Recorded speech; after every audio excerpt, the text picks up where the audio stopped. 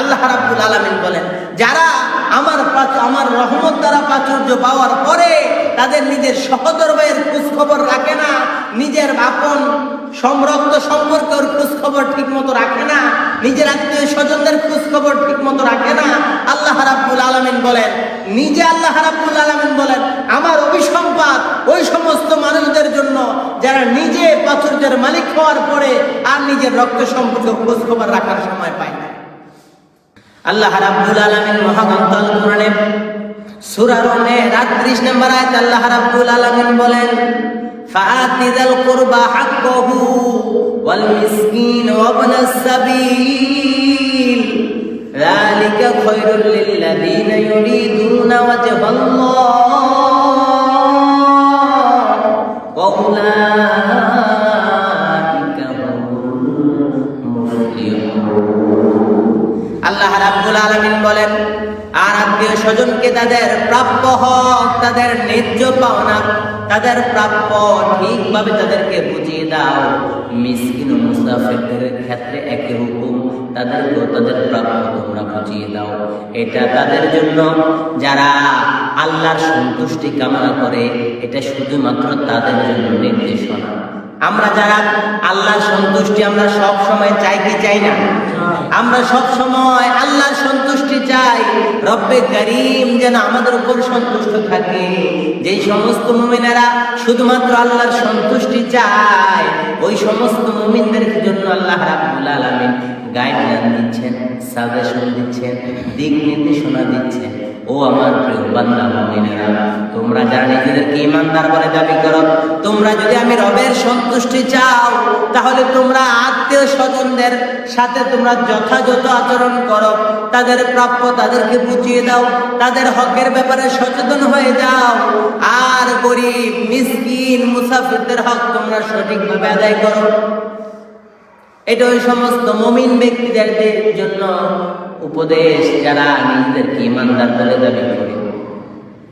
আত্মীয় স্বজনদের হকের ব্যাপারে, আত্মীয় স্বজন মানুষের হকের ব্যাপারে সুফিয়ান আস-সাওরী রাহিমাহুল্লাহ বলেছেন, তুমি যদি আল্লাহর সাথে সাক্ষাৎ করো, 70টি বড় বড় গুনাহ নিয়ে, 70টি বড় বড় অপরাধ নিয়ে যদি তুমি আল্লাহর সাথে সাক্ষাৎ করো, মোলাকাত করো, আল্লাহর সান্নিধ্যে যাও, এমন 70টি অপরাধ নিয়ে যেগুলো আল্লাহ তাআলার সাথে সম্পর্কিত, এমন 70টি অপরাধ নিয়ে যদি রব্বে কারীমের দরবারে তুমি সাক্ষাৎ করো, আল্লাহ তাআলার নিকট যাও, আর যদি একটা অপরাধ তুমি মানুষের সাথে করো, মানুষের হকের ব্যাপারে করো, মানুষের হকের ব্যাপারে যদি তুমি একটা অপরাধ নিয়ে আল্লাহ তাআলার কাছে যাও, ওই 70টা অপরাধের চাইতেও মারাত্মক অপরাধ ওই একটা অপরাধের, মানুষের হকের অপরাধ।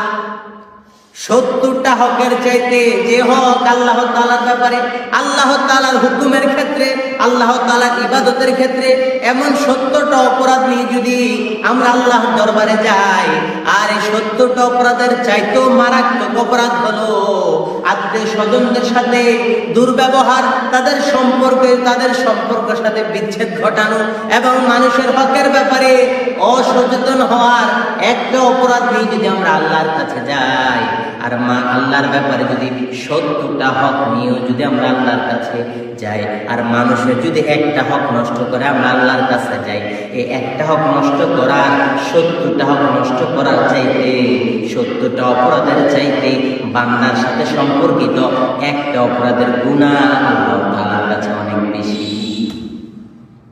চিন্তা করেছেন আপনি?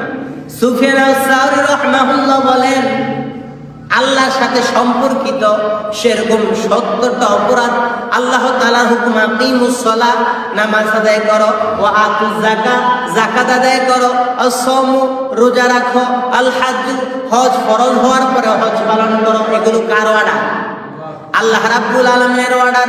এরকম আল্লাহ রাব্বুল আলামিনের অর্ডারগুলো যদি আমরা 70টা আল্লাহ তাআলার অর্ডার লঙ্ঘন করি, এই 70টা অপরাধ নিয়ে যদি আমরা আল্লাহর দরবারে যাই মৃত্যুর পরে, আর বান্দার সাথে ঘটে যাওয়া একটা অপরাধ নিয়ে যদি আমরা আল্লাহ তাআলার কাছে যাই, এই 70টা অপরাধ চাইলে আল্লাহ রাব্বুল আলামিন ক্ষমা করে দেবে, কিন্তু বান্দার সাথে সম্পর্কিত একটা অপরাধ আল্লাহ রাব্বুল আলামিন ক্ষমা করবেন না। যতক্ষণ না পর্যন্ত বান্দা আপনাকে ক্ষমা না করছে, ততক্ষণ না পর্যন্ত রব্বে কারিমও আপনাকে ক্ষমা করবেন। এই জন্য আত্মীয় স্বজনদের ব্যাপারে, বান্দার হকের ব্যাপারে সচেতন হওয়া লাগবে আমাদের।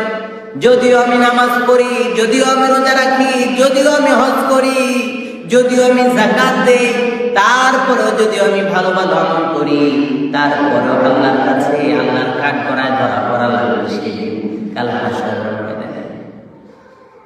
যদি বান্দার হকের ব্যাপারে আমি অসচেতন হই, আত্মীয় স্বজনদের সাথে সম্পর্ক যদি আমার বিচ্ছেদ ঘটে, আত্মীয় স্বজনদের যদি খোঁজ খবর আমি ভালোভাবে না রাখি, এই অসচেতনার কারণে কাল হাসরের ময়দানে আল্লাহর কাঠগড়ায় আমাকে দায়বদ্ধ হতে হবে।